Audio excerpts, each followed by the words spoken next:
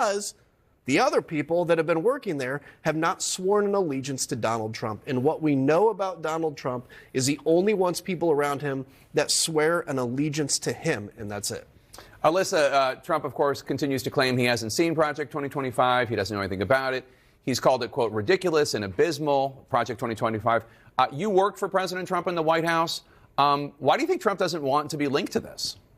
Well, there's some very controversial parts of it. One is eradicating Social Security, which he knows is obviously a political loser. But listen, people deeply connected to Donald Trump were part of this. He obviously praised it. He's going to be the first to tell you that Agenda 47 is actually his plan and platform. But the key part of Project 2025 that Adam's hitting on, I think, is the most important part for Americans to understand, is this reshaping of the federal government. And I saw the actual executive order at the end of the last administration ready to go that would remake every civil servant into a political appointee and a loyalist to Trump. And it goes beyond Social Security and some of these technical things.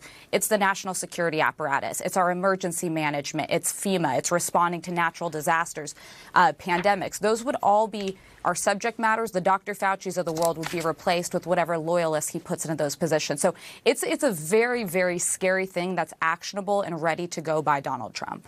The New York Times editorial board